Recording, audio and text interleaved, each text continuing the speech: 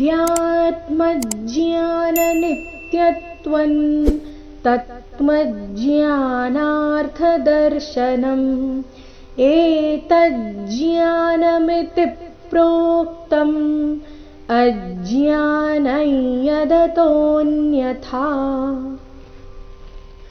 अध्यात्मज्ञाननित्यत्वं अध्यात्मज्ञान अथवा अध्यात्मज्ञान मज्ञान ನಿತ್ಯತ್ವಂ ನಿತ್ಯತ್ವಂ ಅನುಸ್ವಾರದ ಉಚ್ಚಾರಣೆ ಇಲ್ಲಿನ ರೀತಿ.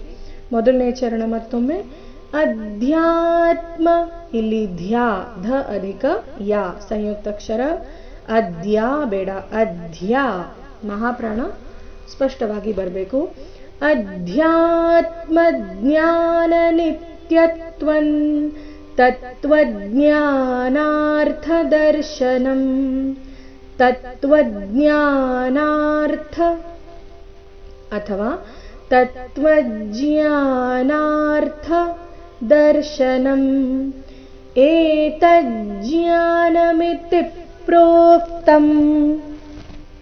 ನೀವು ಸಂಯುಕ್ತಾಕ್ಷರವನ್ನು ಜ್ಞ ಅಂತ ಉಚ್ಚಾರಣೆ ಮಾಡ್ತಾ ಇದ್ರೆ ಏತಜ್ಜ್ಞಾನ ಈ ರೀತಿ ಬರಬೇಕು. ನೀವು ಜ್ಞ ಅಂತ ಉಚ್ಚಾರಣೆ ಮಾಡ್ತಾ ಇದ್ರೆ ಏತ ಆದ ನಂತರ ಅರ್ಧ ಜ ಮುಂದೆ ಜ್ಞಾನ ಈ ರೀತಿ ಬರಬೇಕು. ಏತಜ್ಜ್ಞಾನ ಮಿತಿ ಪ್ರೋಕ್ತಂ, ಮಿತಿ ಮೇಲೆ ಪದ್ವಾಘಾತ, ಮಿತಿ ಪ್ರೋಕ್ತಂ ಅಜ್ಞಾನೈ ಅಥವಾ ಅಜ್ಞಾನೈ ಅನುಸ್ವಾರದ ಉಚ್ಚಾರಣೆ ನಾಸಿಕಾಯ ರೀತಿ. ಅಜ್ಞಾನೈ ಯದತೋನ್ಯಥಾ ಕೊನೆಗೆ ಥಾ ಮಹಾಪ್ರಾಣ ದೀರ್ಘ. ನೋಡೋಣ ಪೂರ್ತಿ ಶ್ಲೋಕ ಮೂಲಗೀತೆಯ ಪ್ರಕಾರ.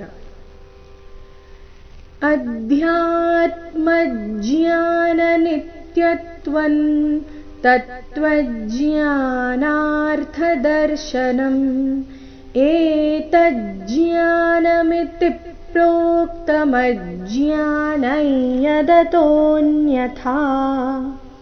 ಇದು ಸಂಯುಕ್ತಾಕ್ಷರ ಜ್ಞ ಅಂತ ಉಚ್ಚಾರಣೆ ಮಾಡಿದರೆ ಈ ರೀತಿ ಬರಬೇಕು. ನೀವು ಜ್ಞ ಅಂತ ಉಚ್ಚಾರಣೆ ಮಾಡ್ತಾ ಇದ್ರೆ ಪೂರ್ತಿ ಶ್ಲೋಕವನ್ನು ಒಂದ್ಸಾರಿ ಜ್ಞದೊಂದಿಗೆ ನೋಡುವ.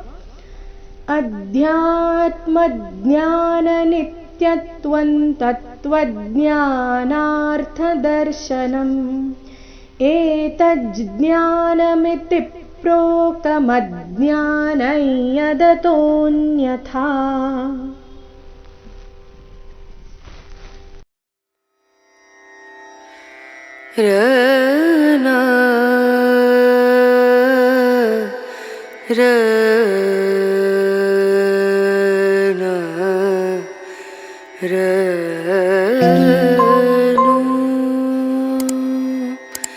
रे